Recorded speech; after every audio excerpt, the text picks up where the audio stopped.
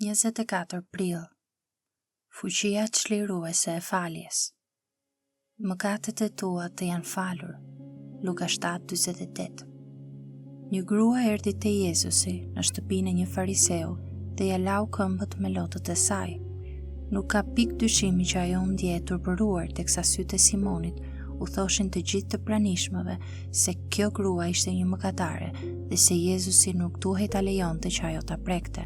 Ajo me të vërtet ishte mëkatare, ishte me vend që të ndjente turp të vërtet, por jo për shumë gjatë.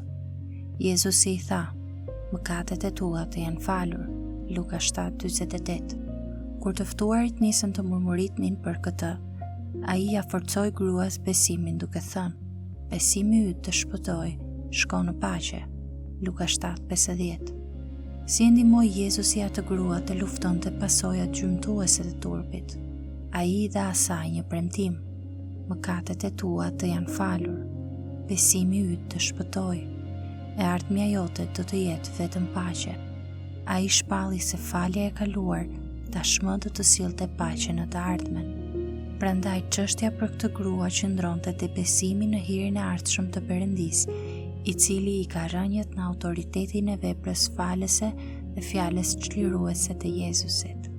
Kështu duhet i luftoj se cili prej nesh efektet e turpit me vend, jo të turpit pa vend, por të turpit që vërtet duhet ta ndjejmë, të atij turpi që kërcënon të qëndrojë tepër gjatë dhe kështu mund të na sakatoj. Ne duhet të luftojmë mosbesimin e turpit sakatues, duke u kapur pas premtimeve të paqes dhe hirit të ardhshëm, të cilat vijnë përmes faljes së veprimeve tona të turpshme. Por tek ti ka falje, me qëllim që të kenë frikë prej teje. Psalmi 134.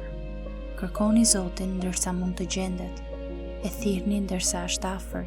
I pabesi le ta lër rrugën e tij dhe njeriu i padrejt mendimet e tij dhe le të kthehet te Zoti, që të ketë dëmshuri për të, te Perëndia ynë që fal bujarisht. Isaia 55:6-7. Po t'i rrëfejmë mëkatet tona, ai është besnik dhe i drejtë, që të na fal mëkatet dhe të na pastrojë nga çdo paudhësi. E pari Gjonit 1:9. Për të dëshmojnë të gjithë profetët, se me anë të emrit të tij merr faljen e mëkateve kushdo që beson në të. Vepra 10:43. Të gjithë ne kemi nevojë për falje. Nesër do të kemi sërish nevojë për falje. Jezusi vdiq për ta siguruar faljen për sot dhe për nesër. Sot ose nesër, realiteti është ky. Falja e Perëndisë na çliron për të ardhmen tonë. Falja na çliron nga turpi sakatues. Falja është plot me hir të ardhshëm. Kur jetojmë me besim në hirin e ardhshëm, që është rrënjosur në faljen e Perëndisë, ne çlirohemi nga efektet e zgjatura dhe paralizuese edhe të atij turpi që meritojmë të ndjejmë. Ky është kuptimi i faljes.